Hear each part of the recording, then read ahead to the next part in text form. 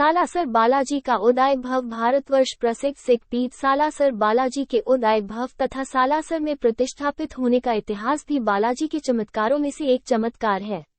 अपने भक्त की भक्ति से प्रसन्न होकर उसे अमृतत्व प्रदान करने वाले सालासर बालाजी महाराज की प्रतिमा का उदय भव का नागौर जिले के आसोटा गांव में 1811 में हुआ था। बताया जाता है कि महात्मा मोहनदास जी महाराज की तपस्या से प्रसन्न होकर हनुमान जी ने साक्षात मूर्ति रूप में प्रकट होने का वचन दिया था।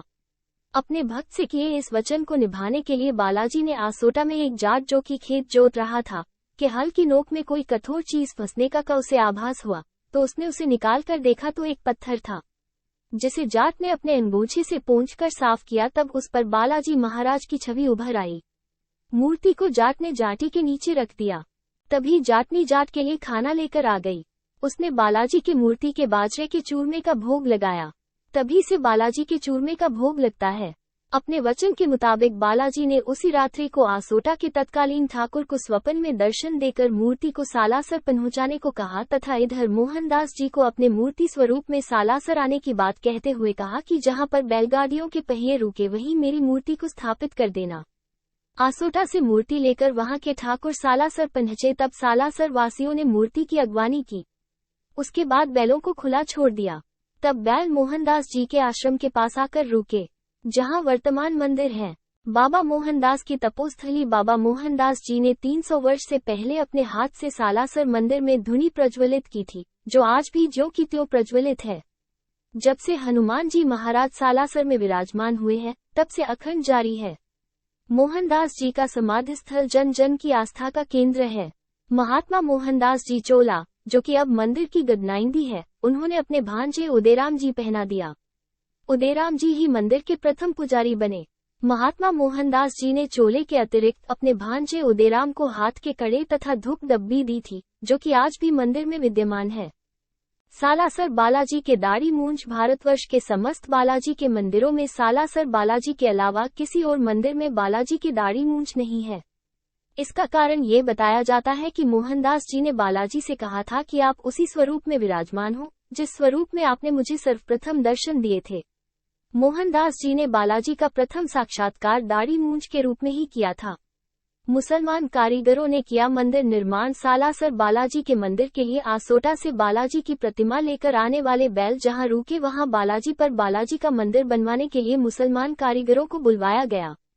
बताया जाता है कि जुलियासर ठाकुर जोरावर सिंह के अधीट रोग होने पर बालाजी बाबा का बुनविला बनाने के लिए फतेहपुर से मुसलमान कारीगर नूर मोहम्मद व दाव नामक कारीगरों को बुलाकर बुनविला बनवाया। सालासर में अंजनी माता का प्राकट्य। जिला सीकर के ग्राम लक्ष्मणगढ़ के ज्योतिष शास्त्र के प्रकांड विद्वान त्रिकालज्ञ पंडित जानकी प्रसाद पारीक अंजनीनंदन के सिद्धपीठ में रहकर अंजनीनंदन को रामायण, भागवत, पुराण आदि सुनाया करते थे। वे उस समय के प्रायः सभी पुजारी वर्ग के जनेऊ गुरु थे। उन्हीं के पिता बालमुकुंद जी की प्रेरणा से पुजारी वर्ग ने श्री मोहनदास जी महाराज की समाधि की पूजा अर्चना प्रारंभ की।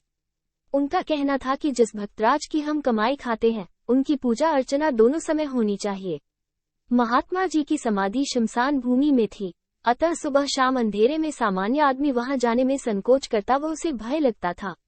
अस्तु पंडित जी ने प्रतिदिन पूजा अर्चना का भार अपने ऊपर ले लिया और जब तक इस आसार संसार में रहे नियमित रूप से इस सेवा को निभाया। उनके पश्चात पंडित जानकीलाल जी ने भी इस सेवा को यथावत रखा। जानकीलाल जी के परमधाम प्रस्थान करने के पश्चात उनके पुत्र पन्नाराम जी ने भी इस सेवा को नियमित बनाए रखा।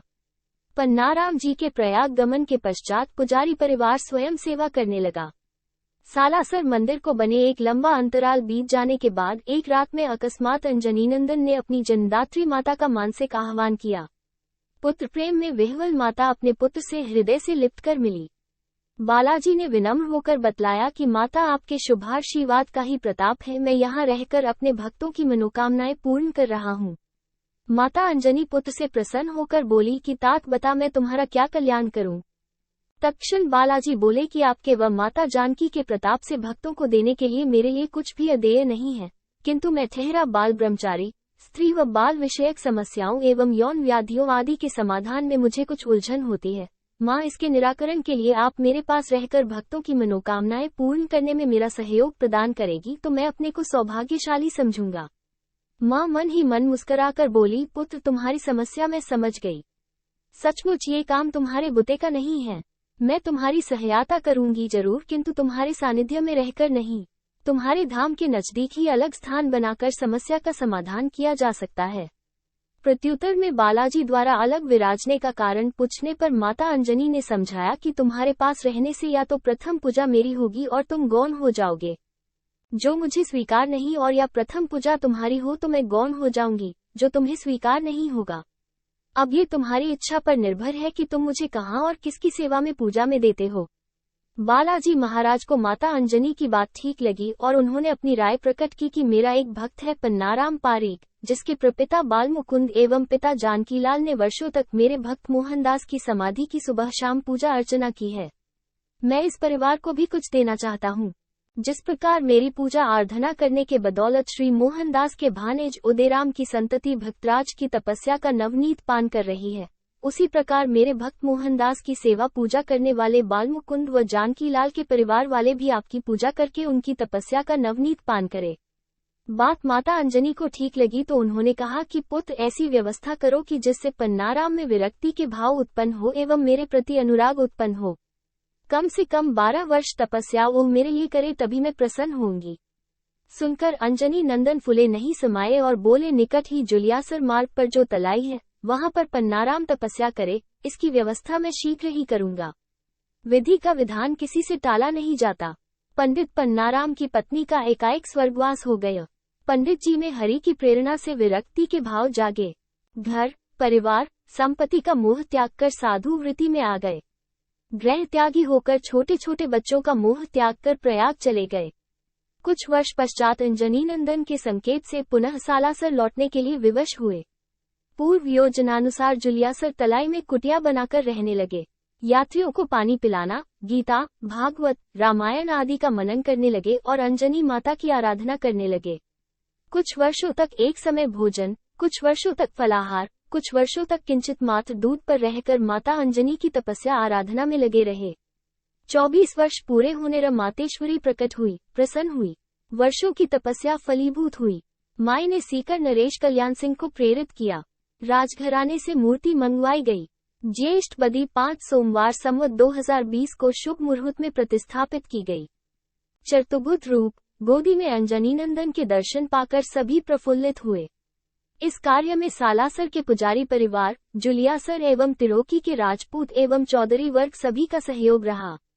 मात्र 10 वर्ष अपने सानिध्य में माई के मंदिर की कार्यप्रणाली व्यवस्थित कर 75 वर्ष की आयु में पौष कृष्ण एकादशी संवत 2030 को पन्नाराम जी महाराज माई की सेवा पूजा का भार अपनी संतति के जिम्मे छोड़कर परमधाम को प्रस्थान कर गए। अष्ट सिद्धि नवनिधि दात्री है अंजनी माता। स्त्रियों एवं बालकों के कष्ट निवारण में माता अंजनी को विशेष रुचि है। मां के गर्भधारण के पश्चात प्रसव तक जच्चा बच्चा दोनों की सभी परिस्थितियों में रक्षा करने में माई पूर्ण समर्थ है। माई के नाम की तांती बांध देने मात्र से रोगी अपने आप को पूर्ण सुरक्षित समझ लेता है। हाँ, मां पर पूर्ण विश्वास व श्रद्धा रखना पहली शर्त है। माई को निरंतर याद रखने से स्त्रियों का सुहाग सुरक्षित रहता है, उनके पति, पुत्र एवं भाई लंबी आयु पाते हैं तथा पूरा परिवार सुखी एवं खुशहाल रहता है। मां अन्नपूर्णा है, स्मरण रखने से कभी भंडार खाली नहीं होने देती है। माँ अक्षय निधि की दाता है। स्त्री जाति होने से मां को भी वस्त्राभूषण प्रिय है। मंगल, शनि व उजियाला 14 माई के विशेष दिन है। इन दिनों में की गई प्रार्थना माई तुरंत सुनती है। लाइक शेयर सब्सक्राइब करना न भूले।